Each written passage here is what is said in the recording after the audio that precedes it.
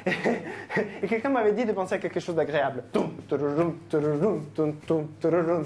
Pas penser à quelque chose d'agréable, impossible. Et ça ne m'étonne pas que Claude Lelouch l'a choisi pour son film sur la Seconde Guerre mondiale, les trains de déportation, la résidence. Bref, un cauchemar.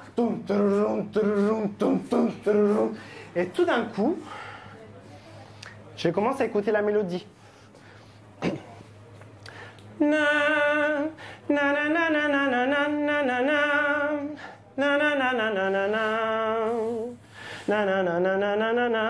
Et je commence à chanter. Non a fa les lasagnes per me, non a fa les lasagnes per, non a fa les lasagnes per me. Non, n'a pas les lasagnes per me. Les lasagnes per me, les lasagnes per me, les lasagnes per me.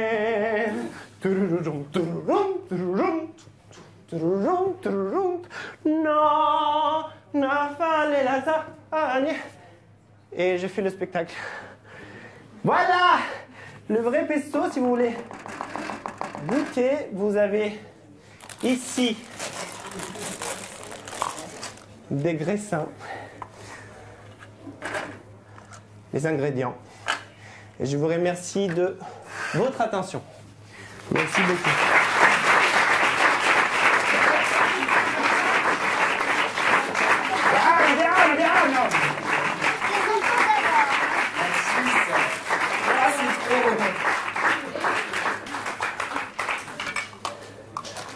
Voilà. Laissez un peu pour les autres quand même. Non, les enfants d'abord. Ah bah oui,